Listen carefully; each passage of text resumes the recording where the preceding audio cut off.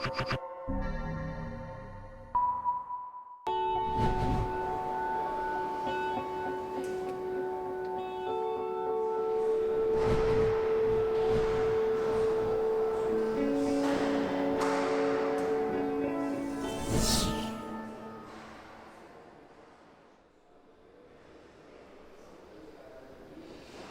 Covid, quand il est arrivé, c'était en fait un choc supplémentaire parce qu'on a appris comme ça du jour au lendemain, alors qu'on a décidé de continuer à travailler à bas bruit, on a appris que l'ARS a décidé qu'il faut fermer toutes les structures, sauf certaines structures ambulatoires, et encore de façon très limitée. Notre hôpital de jour pour enfants a été obligé de fermer, les CATTP se sont arrêtés, etc.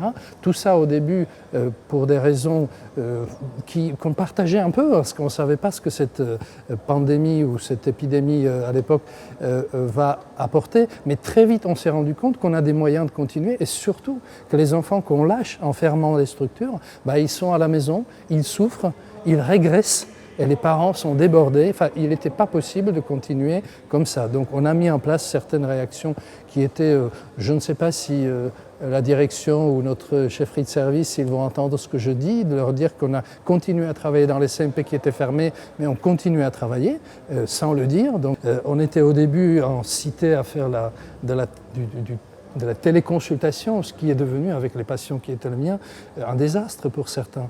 D'autres n'avaient pas du tout la motivation de le faire. Donc on a recommencé à faire venir les gens au CMP, même si c'était interdit à l'époque. Et donc voilà, ça nous a amené à construire un peu une alternative, on peut dire, à ce qui était les décisions officielles de l'ARS. Et petit à petit, on a vu qu'on a pu ouvrir, et même les structures officielles, la direction, etc., ont autorisé de réouverture des structures à la fin de la première vague. Et depuis, ça n'a pas fermé. Moi, je l'ai vécu aussi de mon côté, parce qu'on avait ouvert une petite salle Covid pour faire des examens, parce que comme on n'avait pas de matériel, on n'avait pas de masque, vous connaissez l'histoire, pas de masque, pas de test, c'était vraiment très compliqué, donc on avait réussi à se mutualiser. Les communes nous avaient donné des équipements de fortune, on avait les masques et les blouses des cantinières des cantines, en fait.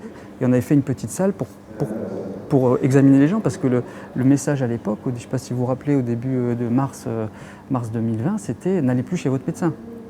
Donc du coup, on avait ouvert cette petite salle et on s'est retrouvé en conflit un petit peu avec l'ARS, qui est arrivé 3 semaines après avec un papier de 17 pages, avec des normes, le truc administratif un peu habituel, des normes qui n'étaient pas vraiment adaptées à ce qu'on vivait sur le terrain. Nous, même il y avait des collègues qui travaillaient avec des sacs poubelles quand même, et on venait nous demander des équipements. En fait, ils nous demandaient quelque chose de normal, sauf qu'en situation dégradée, c'est quelque chose qu'on ne pouvait pas donner. Donc l'administration était perdue, faut dire clairement les choses.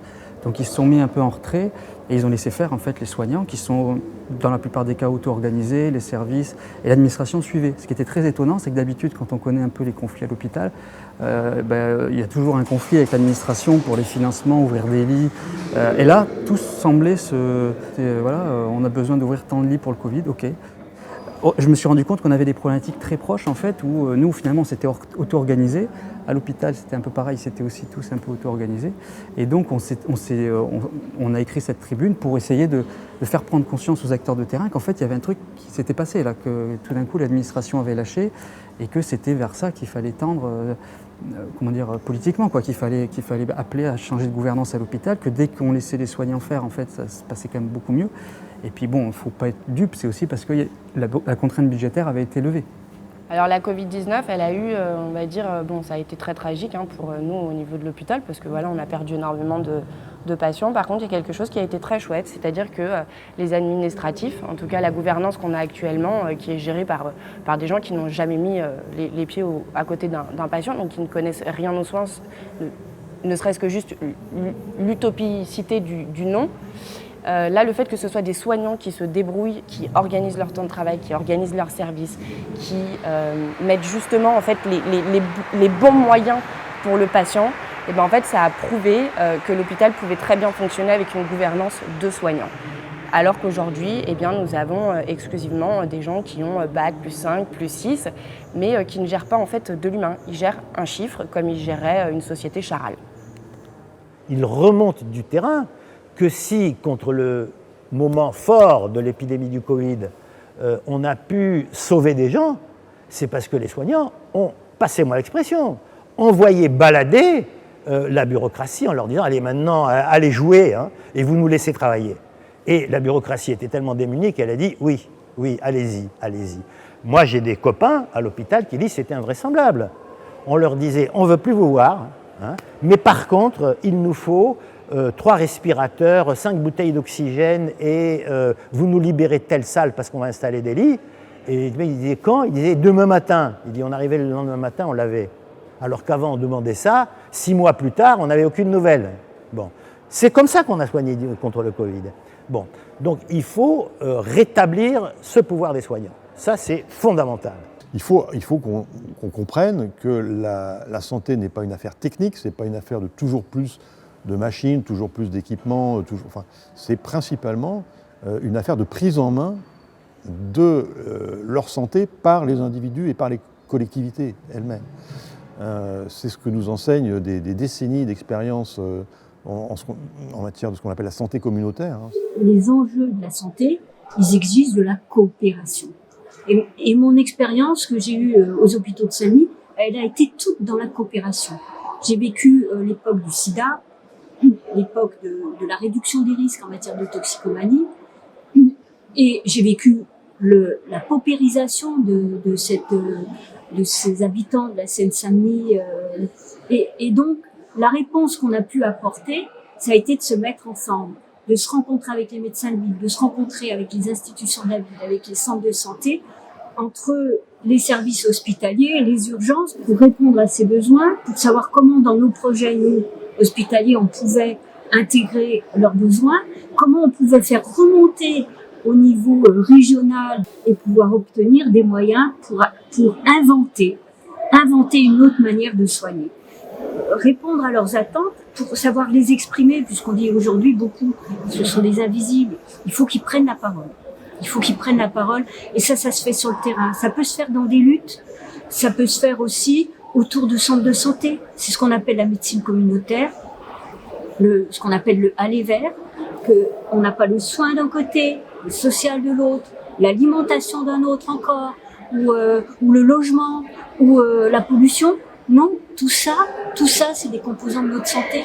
Voilà, construire collectivement et démocratiquement les ressources qui leur permettent d'accéder à leurs droits, parce qu'en France, on a un système de santé qui, en principe, est égalitaire. En pratique, ça ne fonctionne pas du tout comme ça. C'est très important. D'ailleurs, c'est pour ça aussi que nous, on travaille beaucoup sur la question de sortir l'hôpital de ses murs, travailler sur la cité. Mais le service public de santé, c'est uniquement l'hôpital. Or, on comprend bien que la question de la santé, du soin, n'est pas uniquement centrée sur l'hôpital. Et en fait, la question du soin, c'est complètement politique, en fait. Il faut que l'hôpital s'ouvre, hein, un hôpital fait pour aller vers, c'est-à-dire un hôpital qui est présent dans les quartiers, dans les cités, à travers des équipes mobiles, à travers des points de contact, etc. Il faut casser l'hôpital forteresse comme on l'a fabriqué, et l'hôpital flux, parce que l'hôpital forteresse et l'hôpital flux, c'est la même chose. Et c'est ce qu'on a fait en créant le collectif Nord Covid, puisqu'on a réussi à monter, vous parliez d'exemples concrets, avec l'hôpital Nord, une unité Covid en l'espace de 10 jours. Tout simplement, on s'est réunis avec un collectif d'associations, un collectif de citoyens, des personnes engagées, des non engagées, tout un tas de personnes. Et on a confectionné des masques en direction des hôpitaux, mais pas que. Et on a mis un dispositif en plein cœur de cité, des structures qui allaient permettre au dépistage. Je vous rappelle, en mars, on n'a toujours pas des couvillons. Et donc il y a eu des initiatives extraordinaires qui avaient pour objectif d'alléger la pression sur les hôpitaux, d'alléger la pression sur les urgences et sur les unités Covid. L'idée pour nous, c'était de permettre à la population une orientation pour l'aide médicale, pour l'aide alimentaire. Donc nous, on a trouvé ça normal d'accompagner, en plus du dépistage, les gens vers une orientation à l'aide alimentaire, parce qu'au mois de mars, tout le monde était dans la sidération. Et puis nous, professionnels de santé, on s'est dit comment on peut agir, comment on peut faire. Il faut qu'on passe la santé de manière plus globale comme élément émancipateur et élément d'égalité. C'est vraiment un élément fondamental d'une démocratie saine. Si on a une inégalité en matière d'accès aux soins, il y a un problème au niveau de notre système et un problème au niveau de notre démocratie. La stratégie nationale de santé du ministère de la Santé a mis au premier plan la question des inégalités sociales de santé. Mais sans comprendre que pour traiter la question de l'inégalité sociale de santé, ce n'est pas simplement une question technique de plateau, d'accès aux soins et de péréquation des moyens entre les territoires. Ça c'est important, mais ce n'est pas du tout suffisant. Il faut aussi qu'à la base, il y ait des structures d'organisation, d'auto-organisation collective qui permettent aux personnes d'exprimer leurs besoins en matière de santé et de les porter vers la scène, on va dire, médicale ou paramédicale. Les communs, c'est l'accès, y compris pour les plus défavorisés, sur tous les biens essentiels. C'est des formes de gouvernance qui garantissent de la démocratie et de l'expression non seulement des citoyens, mais des principaux intéressés et des plus faibles parmi les intéressés, parce que c'est comme ça qu'ils peuvent, j'ai envie de dire, défendre leur bout de gras. L'accès et la démocratie, c'est la même chose. Si les plus démunis, les plus défavorisés ne sont pas dans la gouvernance, ils vont être éjectés de l'accès. Hein? Bon. Ça, c'est la deuxième chose. Et la troisième chose des communs, c'est le caractère hors commerce. Hein? À partir du moment où on a un bien commun, l'eau, en Italie, la santé, il est hors commerce. Ça ne veut pas dire qu'il n'y a pas des transactions marchandes quelque part pour assumer les coûts, mais ça veut dire que tout le dispositif, il est fait pour que l'accès soit assuré. Et pour que l'accès soit assuré, il faut que le bien, dans son ensemble, il soit hors commerce. Même si les coûts doivent être couverts, pour partie par l'impôt, pour partie par des prélèvements sociaux, pour partie par le prix des transactions. C'est pas pareil, la gratuité est hors commerce. Mais c'est pas pareil de dire à l'hôpital, vous donnez votre carte bleue avant de rentrer, sinon on ne vous soigne pas, c'est les États-Unis, ou vous donnez votre carte vitale. Et avec ça, on vit ça. Donc l'hôpital, il est hors commerce, pour le moment, en France. Et du coup, c'est pour ça que nous, on veut repartir de la question des collectifs de soins. Comment on refait collectif de soins pour ensuite réfléchir à une autre gouvernance qui corresponde en fait à ces collectifs de soins et pas l'inverse en fait. D'ailleurs, ça c'est intéressant parce qu'on peut faire un rapport là, à la question des logiciels à l'hôpital. Et ce qui est intéressant, c'est que on a eu une intervention du collectif Interop qui essaie de promouvoir les logiciels libres, qui se mobilise contre la privatisation des données en santé. Et on sait très bien à quel point toutes les données médicales sont en train de partir, en particulier aux États-Unis, avec les contrats que la France a signés avec Microsoft. Et qui, en même temps, pointait le fait que les logiciels qui sont la plupart du temps utilisés dans les hôpitaux, parce qu'il y a énormément de logiciels utilisés, sont des logiciels propriétaires qui valent très très cher et qui, pour la plupart d'entre eux, ne sont pas du tout adaptés au travail du soin. Moi, ça fait une dizaine d'années que je travaille à l'hôpital, donc j'ai ce recul de 10 ans. Je pense que les difficultés qu'on rencontre, c'est le fait d'être dépendant de gros éditeurs qui vendent très cher des solutions informatiques à l'hôpital, des solutions dont on n'est pas la propriété, des solutions qu'on ne peut pas améliorer et des solutions qu'on ne peut pas partager. Une fois qu'on a signé un contrat avec un éditeur, on est pieds et poings liés avec l'éditeur et c'est très compliqué de se désengager si on se rend compte que la solution qui a été achetée ne correspond pas à nos besoins. Pour nous, en informatique, le commun, ça va être le logiciel et le code qu'on va partager. C'est un commun parce qu'en fait, ça peut être une personne qui le crée, mais une autre personne qui l'améliore. Donc voilà, pour nous, le commun, c'est ça. C'est le logiciel et surtout le logiciel libre et son code qui est open source.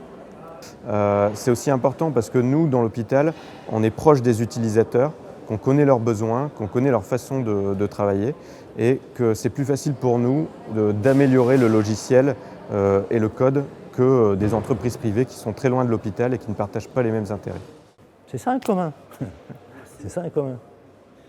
Et c'est pas quand on dit public, l'idée étant, puisque moi je travaille pas mal là-dessus, c'est que quand on dit public, on ne dit pas forcément sous la coupe de l'État en fait. C'est ça qui est intéressant. Qui peut être aussi organisé via des centres de santé communautaires ou même via des centres de santé publics, mais en lien avec des associations. Donc c'est ça aussi, inventer un nouveau service public de santé. On se rend compte que le fonctionnement de la Sécu, il est plus proche en fait, d'un bien commun. C'est-à-dire que c'était des caisses autonomes de l'État avec des représentants. Au départ, il y avait même les salariés qui étaient majoritaires jusqu'à ce que De Gaulle fasse en sorte que ce soit paritaire et que du coup, au final, les salariés aient moins de pouvoir. Mais là, on était plus proche de quelque chose de ce que sont les biens communs. Et c'est ça qui m'intéressait beaucoup, c'était de voir qu'en fait on a déjà un objet là, qui existe, la sécurité sociale, qui fonctionne en fait, enfin qui pourrait encore mieux fonctionner. Et là, petit à petit, on voit bien que l'État a repris la main sur la Sécu, que c'est corseté par le budget qui est voté au Parlement, etc. Mais je pense qu'il faut être sur les deux côtés. C'est-à-dire qu'il faudrait revoir la tarification à l'activité des soins de premier recours et avoir une autre option que les grandes firmes pharmaceutiques quand on prescrit un médicament, parce que sinon on est coincé en fait. L'entité publique qui pourrait produire un médicament, nous, avec un de mes collègues hospitaliers, on a nommé ça le pôle socialisé du médicament, dans l'idée justement de ce que j'expliquais tout à l'heure sur le droit administratif, de ne pas repartir sur une entité publique technocratique qui serait en fait dans la main d'un État qui pourrait le revendre à la première occasion venue, mais basée sur la théorie des communs, avec justement une volonté de pérenniser la ressource et d'une gouvernance en fait différente de ce pôle socialisé, où on pourrait avoir des représentants de l'État, parce que l'État peut tout à fait être présent, mais il ne faudrait pas qu'il soit majoritaire et seul décisionnaire. Il faudrait que les professionnels puissent avoir aussi voix au chapitre, les citoyens, en tant que, enfin les soignés, quelque part. Et donc c'est en ça qu'on se démarque un petit peu de ce qu'on entend sur le pôle public du médicament, parce que le financement est important. Nous, dans ce qu'on propose, ce serait de partir des caisses de sécu, en fait. On s'inspire beaucoup des thèses de Bernard Friot et du réseau Salariat, d'étendre en fait ce qui est déjà là et de partir aussi dans une perspective optimiste, parce que ce que je disais en début, effectivement, est un peu déprimant, et on est en permanence en train de se battre en fait pour limiter le recul. Et donc c'est vrai que c'est pas très enthousiasmant, mais justement là on fait une proposition qui élargirait en fait le champ de la sécu, et on inclurait une entité industrielle dedans, ce qui serait assez révolutionnaire si on avait un pôle socialisé du médicament qui fonctionnerait sur les mêmes règles que la sécu, de la sécu originelle. Ce serait vraiment quelque chose de très puissant politiquement.